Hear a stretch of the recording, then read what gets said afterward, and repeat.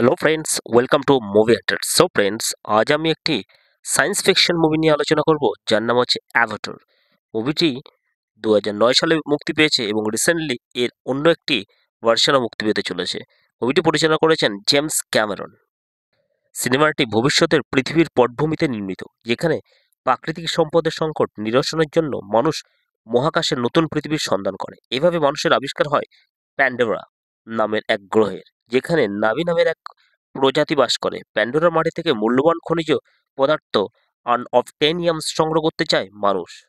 মানুষ প্যান্ডোরার পরিবেশে টিকে থাকতে পারে না, তাই তারা অ্যাভাটার প্রোগ্রাম তৈরি করে। এই প্রোগ্রাম মানুষের ডিএনএ আর নাভি প্রজাতির ডিএনএ মিলিয়ে কৃত্রিম দেহ তৈরি করা হয়, যা মানুষ দূর থেকে পরিচালনা করতে পারে।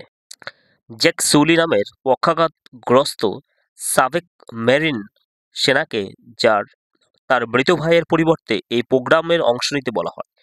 জেকের অ্যাভাটার তৈরি করা হয় এবং সে নাবিদের সমাজে ঢুকে তাদের জীবনধারা, সংস্কৃতি ও পরিবেশ সম্পর্কে জানতে শুরু করে। নাবিদের মধ্যে প্রবেশ করার পর জেক তাদের প্রধানের মেয়ে নেইটিরি এর সাথে ঘনিষ্ঠ হতে থাকে। নেইটিরি জেককে নাবিদের ঐতিহ্য, প্রকৃতি ও জীবনের সাথে সংযোগ স্থাপনের শিক্ষা দেয়। জেক ধীরে ধীরে বুঝতে পারে প্যান্ডোরার প্রকৃতি কতটা মূল্যবান এবং নাবিদের জীবনের অর্থ। তবে মানুষের কর্পোরেট শক্তি প্যান্ডোরার দখল করতে চায় এবং তারা এর জন্য যুদ্ধ শুরু করে। জেক এই দ্বন্দ্বের মাঝে পড়ে, প্রতিটি মানুষ এবং তার মানুষের প্রতি তার দায়িত্ব এবং নাভিদের প্রতি তার ভালোবাসার মধ্যে। শেষ পর্যন্ত জেক নাভিদের পাশে দাঁড়ানোর সিদ্ধান্ত নেয় এবং প্যান্ডোরাকে রক্ষা করার জন্য লড়াই করে। সিনেমাটি পরিবেশ প্রতি মানুষের পরিবেশের প্রতি মানুষের দায়িত্ব এবং লোভের বিপরীতে প্রকৃতির গুরুত্বকে তুলে ধরে। এটি আধুনিক সভ্যতার উপনিবেশবাদী মনোভাব এবং আদিবাসী সংস্কৃতির উপরে তার প্রভাবের প্রতীকী চিত্রায়ন। যাই হোক, জেকের অ্যাভাটার তৈরি হওয়ার পর সে বিজ্ঞানী ডক্টর গ্রেস অগাস্টিনস এবং তার দলবল নিয়ে প্যান্ডোরায় যায়। প্রথম মিশনে সে বিপদে পড়ে, তবে নাভি গোষ্ঠীর নেতার মেয়ে নেইটিরি তাকে রক্ষা করে। নেইটিরি তাকে তাদের গ্রামে নিয়ে যায় এবং তার সমাজের নিয়মকানুন শিখতে বলে। নেইটিরির পিতা নাভিদের নেতা জেককে তাদের বিশ্বাস অর্জনের জন্য প্রশিক্ষণ দেওয়ার সুযোগ দেয়। জেক নেইটিরির কাছ থেকে তাদের ভাষা, সংস্কৃতি এবং প্রকৃতির সাথে সংযোগ স্থাপনের শিক্ষা দেয়। সময়ের সাথে জেক নাভিদের জীবনযাত্রা এবং প্যান্ডোরার প্রকৃতির প্রতি মুগ্ধতা অনুভব করে।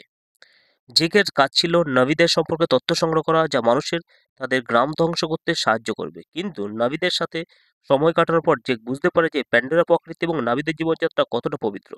নাভিদের কর্পোরেট অবেজ প্যান্ডোরার খনিজ দখল করতে চায়। জেক তাদের বোঝানোর চেষ্টা করে, কিন্তু তারা আক্রমণ চালানোর সিদ্ধান্ত নেয়। জেক তখন নাভিদের সতর্ক করে। তারা প্রথমে তার বিশ্বাসঘাতকতার কারণে রেগে যায়, তবে নেইটিরি এবং তার অন্য নাবিরা বুঝতে পারে যে জেক সত্যি তাদের পাশে দাঁড়াতে চায়।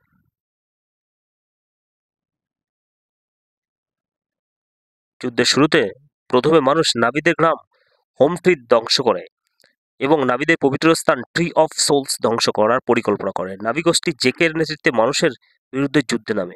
এই যুদ্ধে নাভি গোষ্ঠী প্রকৃতির শক্তিকে পাশে পায়। নেইটিরি তার সাহসিকতা প্রদর্শন দেয় এবং জেক কর্নেল কোয়ারিচের মুখোমুখি হয়। চূড়ান্ত লড়াইয়ের জেক কর্নেলের পরাজিত হয়। যুদ্ধে নাভীরা বিজয়ী হন এবং মানুষকে প্যান্ডোরা থেকে বিতাড়িত করা হয়। জেক স্বাধীনভাবে তার অ্যাভাটার দেহ স্থানান্তরিত হয় এবং নাভীদের একজন হয়ে যায়। এবং মুভিটির চূড়ান্ত পরিণতিতে দেখা যায় জেক এবং নেইটিরি দুজনের স- চির জীবনসঙ্গী হয়ে ওঠে এবং একে অপরকে বিবাহ করে নেয়।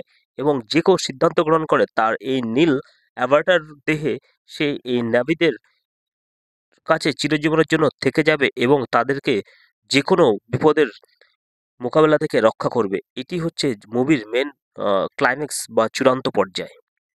এই মুভিটি প্রধানত পরিবেশ এবং সংস্কৃতির প্রতি মানুষের দায়িত্ব এবং লোভের কুপ্রভাবের প্রতীকী কাহিনী। এটি আমাদের দেখায় কিভাবে প্রকৃতির প্রতি সংবেদনশীলতা এবং সংযোগ মানুষকে শান্তি এবং উন্নতির পথে এগিয়ে নিয়ে যেতে পারে।